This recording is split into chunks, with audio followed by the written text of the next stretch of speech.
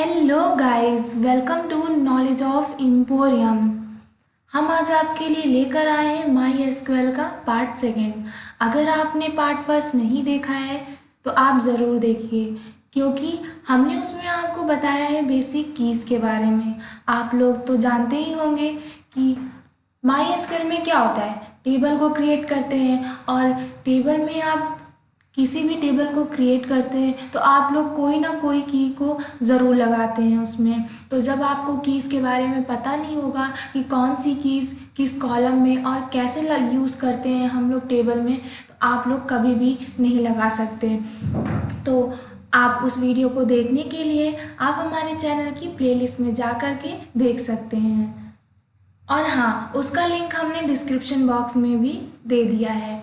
तो चलिए हम आज आपको बताएंगे कि हम इस वीडियो में आपके साथ क्या डिस्कस करने वाले हैं। इस वीडियो में हम आपको बताएंगे माई एसक्यूएल के बारे में, और एसक्यूएल में हम लोग टेबल को कैसे क्रिएट करते हैं, डेटाबेस को कैसे क्रिएट करते हैं, इन सभी चीज़ों के बारे में आज हम इस वीडियो में पढ़ेंगे। तो चलिए आप हमारे साथ इस वीडियो में लास्ट तक बने रहिएगा। वीडियो को बीच में स्किप बिल्कुल भी मत कीजिएगा, क्योंकि इस साल आपका बोर्ड एग्ज़ाम है और हर चीज़ को आप अच्छे से समझेंगे तभी आपका एग्ज़ाम अच्छा जाएगा। तो चलिए अब स्टार्ट करते हैं बिना देर किए हुए। एसक्यूएल एसक्यूएल का कभी आपने फुल फॉर्म ध्यान दिया है कि इसका फुल फॉर्म भी होता है, या फिर जानने की कोशिश की है कि क्या होता है? तो आप याद रखिएगा इसका फुल फॉर्म क्या होता है। Structure query language. बहुत ही कॉमन है, कभी पूछ लेता है कभी नहीं भी पूछता है एग्ज़ाम में, लेकिन आप जब एसक्यूएल के बारे में इतना कुछ पढ़ रहे हैं तो एक छोटा सा इसका फुल फॉर्म भी याद रख लीजिए। तो याद रखिएगा, structure query language. SQL is a language that enable you to create and operate on relational database that a set of related information is stored in a table. SQL एक कैसी language है, कैसे वो इनेबल करता है, वो create करता है या फिर ऑपरेट करता है रिलेशनल डेटाबेस को, जिसमें आपकी क्या होती है, बहुत सारी इंफॉर्मेशन होती है। एक रो और कॉलम को वो रिलेट करके आपका एक इंफॉर्मेशन, एक डाटा कलेक्ट करता है, और उस सारे डाटा को कलेक्ट करने के बाद वो एक टेबल आपकी बन जाती है, और उस टेबल में आपकी पूरी इंफॉर्मेशन स्टोर होती है। तो ये सारा काम किस में होता है, आपका माई एसक्यूएल में होता है। तो अब देखते हैं इसके कुछ क्लासिफिकेशंस जो माई एसक्यूएल में होते हैं। इसमें आपका आता है DDL, और सेकंड आपका आता है DML, और थर्ड आपका आता है TCL।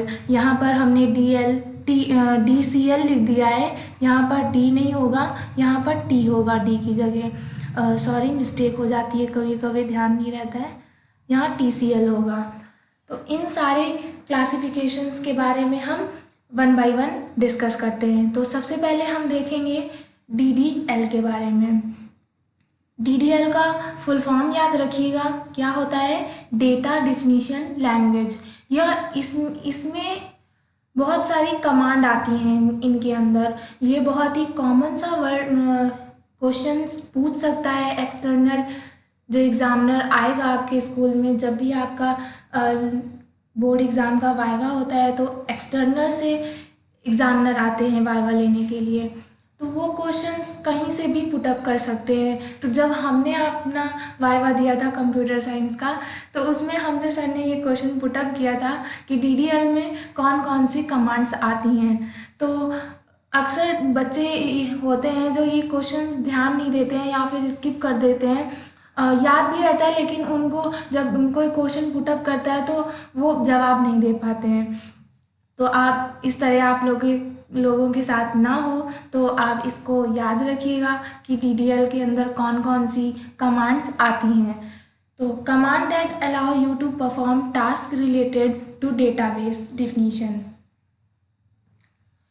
इसके अंदर कौन कौन सी कमांड्स आती हैं, creating, altering, dropping, maintenance command.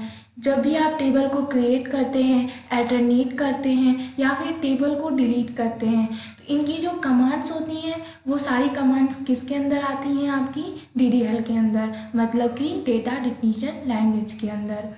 Next देखते हैं आपका DML। इसका फुल फॉर्म क्या होता है? Data manipulation language. इसके अंदर आपकी कौन सी कमांड्स आती हैं? Commands that allow you to perform data manipulation, retrieval, insertion, deletion, modification of the data in a database. आप जब कोई टेबल को क्रिएट करते हैं, उस टेबल को क्रिएट करने के बाद जब उसके अंदर डाटा को इंसर्ट कराते हैं, उसकी जो कमांड्स होती हैं, और उसी डाटा को जब आप डिलीट करते हैं, उनकी उनकी जो कमांड्स होती हैं वो सारी कमांड्स आपकी किस में आती हैं? डेटा मैनिपुलेशन में आती हैं। याद रखिएगा किस में आती हैं? Data manipulation. और हाँ, अगर आपकी टेबल में कुछ आप मॉडिफाई करना चाहते हैं, कुछ चेंजेस करना चाहते हैं, तो उस चेंजेस करने के लिए जो कमांड आप लिखेंगे वो भी कमांड आपकी किस में आती है? DML में आती है। नेक्स्ट एंड लास्ट है आपकी TCL। इसका फुल फॉर्म क्या होता है? Transaction control language. इसमें क्या होता है? Commands that allow you to manage and control the transaction. इसकी जो कमांड होती हैं वो क्या करती हैं? मैनेज करती हैं, कंट्रोल करती हैं किसको? ट्रांजैक्शन को।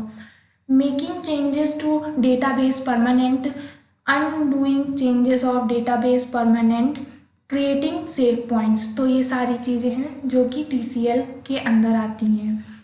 अब हम देखेंगे कि हम टेबल्स को या फिर और सारी चीज़ को SQL में हम कैसे क्रिएट करते हैं। सबसे पहले हम देखेंगे creating database on a SQL server. SQL server में हम डेटाबेस को कैसे क्रिएट कर सकते हैं? ये बहुत ही छोटा सा क्वेश्चन है और सिंपल है। अक्सर इस क्वेश्चन को टीचर भी स्किप कर देते हैं, तो आप इसे याद रखिएगा। ये 1 मार्क्स के क्वेश्चन में आपकी एग्ज़ाम में पूछ सकता है कि आप लोग SQL में डेटाबेस को कैसे क्रिएट कर सकते हैं। तो इसकी जो कमांड होती है वो क्या होती है? Create database name. आपको डेटाबेस क्रिएट करना है तो सबसे पहले आप क्या लिखेंगे? Create database. उसके बाद जो भी आपको डेटाबेस का नेम देना है, आप कुछ भी दे सकते हैं। तो यहाँ पास जो भी आपको नाम अच्छा लगे वहाँ पास आप लिख सकते हैं। नेक्स्ट आता है आपका list all databases on the SQL server. आपने डेटाबेस को क्रिएट कर लिया, उसके बाद जो आपका MySQL है उसके अंदर कितने डेटाबेस पहले से हैं, ऑलरेडी हैं, तो आप सारे डेटाबेस को देखना चाहेंगे कि आपके MySQL में कितने डेटाबेस हैं। तो उन डेटाबेस को देखने के लिए जो कमांड लिखनी होती है वो कमांड होती है शो डेटाबेसेस। इसमें ये चीज़ ध्यान रखिएगा कि आपको क्या लिखना है? डेटाबेसेस लिखना है। अक्सर बच्चे यहाँ पास क्या लिखते हैं? डेटाबेस लिखते हैं, तो इसे याद रखिएगा। यहाँ पास क्या लिखेंगे आप? Databases, show databases. नेक्स्ट है आपका स्विच टू अ डेटाबेस। अब आपने डेटाबेस देख लिया, अब आप उनमें से चूज़ करेंगे कि किस एक पर्टिकुलर डेटाबेस में आप काम करना चाहते हैं। तो उसके लिए आप जो कमांड यूज़ करेंगे वो यूज़ करेंगे यूज़ डेटाबेस नेम। जिस भी डेटाबेस में आप काम करना चाहते हैं उस डेटाबेस का जो नेम वहाँ पास लिखा होगा उस नेम को आप यहाँ पर लिखेंगे। देन नेक्स्ट आता है आपका creating a table in MySQL। हम आपको बता रहे थे शुरू में ही कि क्या हम बताएंगे आपको? क्रिएटिंग अ टेबल को कैसे क्रिएट करते हैं उसे बताएंगे। तो इसकी जो कमांड होती है वो होती है क्रिएट टेबल नेम। आप जब भी टेबल बनाएंगे तो सबसे पहले आपको क्या देना होता है? टेबल का नेम। तो सबसे पहले लिखेंगे क्रिएट टेबल नेम। उसके बाद जो भी टेबल के अंदर आप जितने भी कॉलम्स बनाना चाहें उतनी कॉलम्स का नेम देंगे और उसका डाटा टाइप बताएंगे। डाटा टाइप यहाँ पर ऐसे समझिए, मान लीजिए आपने कॉलम का नेम दिया रोल नंबर, तो रोल नंबर कैसा होता है आपका? इंटीजर टाइप होता है या फिर आपका लेटर होता है? तो ऑब्वियसली रोल नंबर है तो इंटीजर टाइप का होगा। तो इसमें आप क्या लिखेंगे, डेटा टाइप इंट लिखेंगे। मान लीजिए यहाँ आप रोल नंबर ना लेकर के कोई कॉलम लेते नेम, तो उसमें स्टूडेंट्स के नेम होते सारे, तो वो सारे किस में होते हैं, स्ट्रिंग्स में होते हैं, लेटर्स होते हैं आपके। तो उसका जो डेटा टाइप होता है वो आपका क्या आता है, वैर कैर या फिर कैर, और भी सारे डेटा टाइप्स होते हैं, वो सारे यूज़ होंगे आपके इसमें। उसके बाद आपको उसका साइज़ भी देना होता है। यहाँ पास हमने साइज़ लिखना भूल गए हैं, यहाँ आप डेटा टाइप के बाद आप ब्रैकेट में उसका साइज़ भी देंगे। देन आप जब पूरे कॉलम्स क्रिएट कर लें, आपको लग जाए कि हम इस टेबल में इतने कॉलम्स देंगे, उसके बाद आप ब्रैकेट को क्लोज कर दें। देन आप सेमी कॉलन लगा दें। अक्सर बच्चे सेमी कॉलन भी लगाना भूल जाते हैं। कमांड्स है तो आप जब भी कमांड्स लिखेंगे एसक्यूएल में तो आप सेमी कॉलन लगाना मत भूलिएगा। नेक्स्ट आपका आता है to see all the tables in the database. आपने टेबल क्रिएट करी डेटाबेस में, तो जिस भी डेटाबेस की आप देखना चाह रहे हैं कि उस डेटाबेस के अंदर कौन कौन सी टेबल्स हैं, तो सारी टेबल्स को देखने के लिए आप क्या कमांड लिखेंगे, शो टेबल्स। तो ये सारे क्वेश्चंस आपने तो देख लिए और इनकी कमांड्स भी देख ली। इन्हें आप क्या करिएगा, एक पेज में लिख लीजिएगा और रोज़ इन्हें देखिएगा, ताकि आपको कमांड्स अच्छे से लर्न हो जाए। और जब भी आप एसक्यूएल में वर्क करने बैठे, अपना काम करने बैठे, तो कमांड्स आपको याद रहे, आपको बार बार बुक खोलने की ज़रूरत ना पड़े, क्योंकि आपको एग्ज़ाम में भी कमांड लिखने को आएगी। तो जब तक आप बिना देखे वर्क नहीं करेंगे अपने से, तब तक आपको कमांड्स लर्न नहीं होंगी। तो इसे आप अच्छे से लर्न करिएगा, इसीलिए हमने इसे लिख दिया था यहाँ पर। अब हम आपको प्रैक्टिकल करके भी समझा देते हैं, ताकि आपको अच्छे से समझ में आए। तो उसके लिए हमें जाना पड़ेगा माई एसक्यूएल में। तो हम अपना माई एसक्यूएल ओपन करते हैं।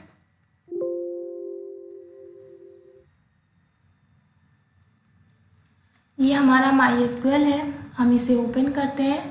तो ये ओपन हो गया। तो सबसे पहले हमने आपको क्या बोला था कि क्या करना है, आपको डेटाबेस को क्रिएट करना है। तो आप डेटाबेस को क्रिएट करेंगे, तो उसके लिए आप सबसे पहले लिखेंगे क्रिएट।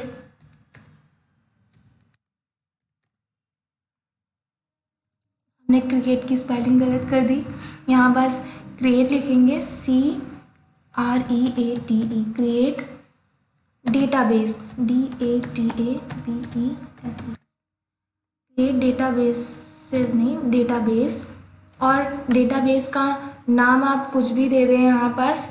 मान लीजिए हमने दे दिया यहाँ पास एम्प्लॉय का शॉर्ट फॉर्म दे देते हैं EMP।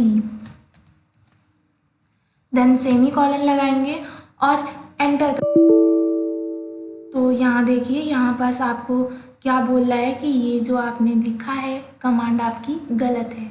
तो जब भी इस तरह की प्रॉब्लम आए तो परेशान मत होइए, आप उसे फिर से देखिए कि आपने क्या मिस्टेक करी है। एसक्यूएल में ये चीज़ बहुत अच्छी होती है कि जब भी आपकी कमांड गलत होगी तो उसमें नीचे आपको एरर शो हो जाती है, तो आपको पता चलता है कि आपने यहाँ पास गलती करी है। तो हम इसे सही करते हैं।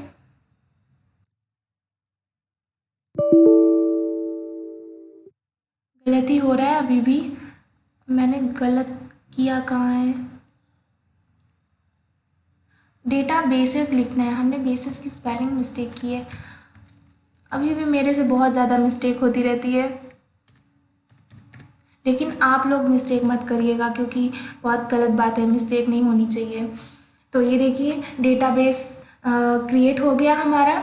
और जब भी आपकी कमांड सही होगी तो इसमें नीचे लिख करके क्या आएगा, क्वेरी ओके, मतलब आपकी जो कमांड थी वो सही है और आपकी कमांड एग्जीक्यूट भी हो चुकी है।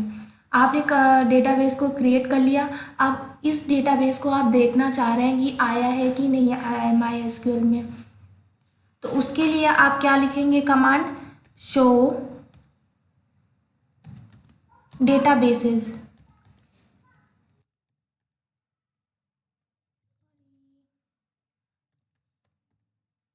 DASES databases semicolon enter.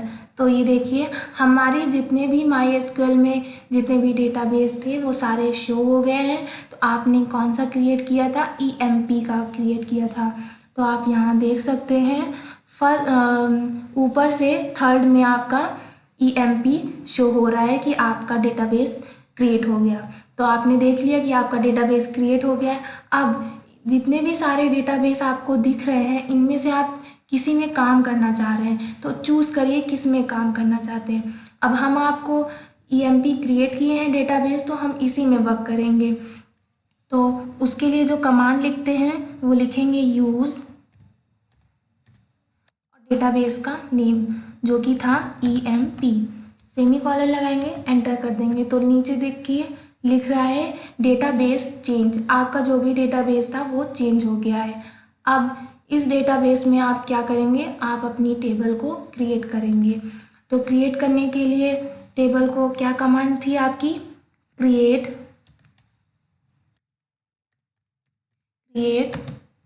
Table. Table का नेम देंगे आप। हम बहुत ही सिंपल सी टेबल आपको बता रहे हैं अभी बनाना।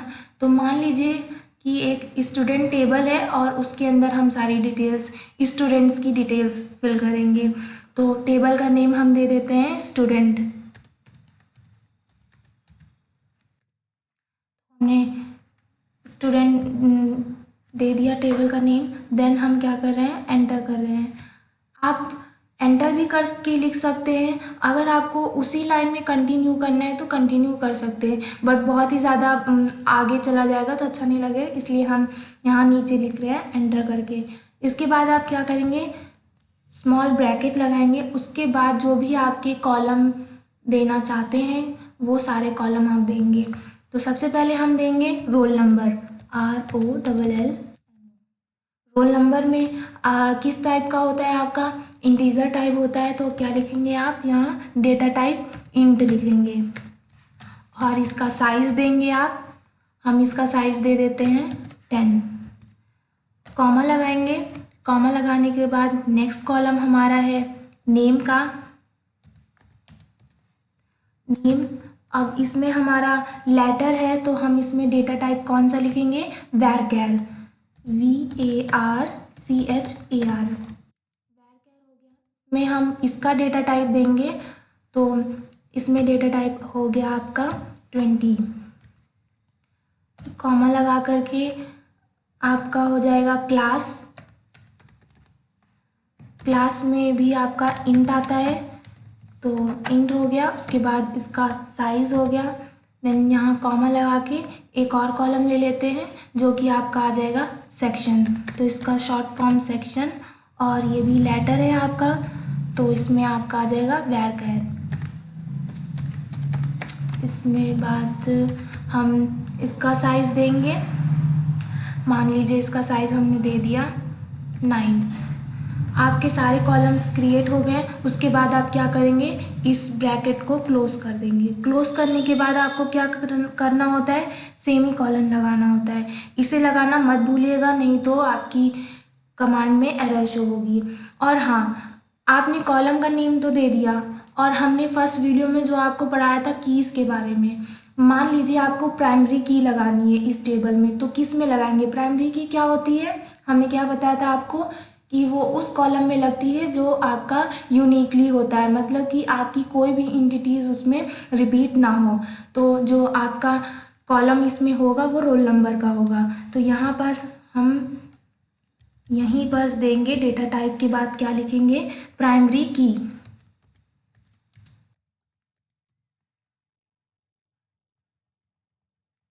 यहाँ पास हमने लिखा प्राइमरी की, स्पेस दे करके के बाद एंटर कर देंगे। तो देखिए यहाँ पर क्या शो हो रहा है? Query okay. आपने जो टेबल को क्रिएट किया वो आपकी टेबल क्रिएट हो गई। इसके बाद अब आपको देखना है कि जो इस डेटाबेस में कितनी सारी टेबल क्रिएट है। तो उसे देखने के लिए कौन सी कमांड आप यूज़ करते हैं? Show tables. Semicolon enter. तो हमने अभी अभी आपके सामने डेटाबेस क्रिएट किया था ईएमपी का। तो इसमें अभी हमने केवल एक ही टेबल बनाई है जो कि आपकी कौन सी है, स्टूडेंट की। तो इसमें एक ही टेबल है, अगर आप इसमें और टेबल बनाएंगे तो यहाँ पर सारी टेबल्स इसी तरह ऐड होती चली जाएंगी। तो जितनी भी सारे हमने आपको बताया था क्वेश्चंस वो सारे कंप्लीट हो गए हैं। अब नेक्स्ट वीडियो में हम आपको इसी टेबल में डेटा को इंसर्ट करना सिखाएंगे और दिखाएंगे कि आप इस टेबल, जो टेबल आपने अभी क्रिएट की है, इस टेबल को, इसका स्ट्रक्चर कैसे देख सकते हैं। तो इसे देखने के लिए आपको हमारी आने वाली वीडियो देखनी पड़ेगी। तो इस वीडियो में बस इतना ही। अगर आपको हमारी आज की वीडियो पसंद आई हो तो हमारी इस वीडियो को लाइक, शेयर एंड कमेंट करना मत भूलिएगा और चैनल को भी ज़रूर सब्सक्राइब करिएगा ताकि आपको आने वाली वीडियोस मिलती रहें। Thank you for the watching.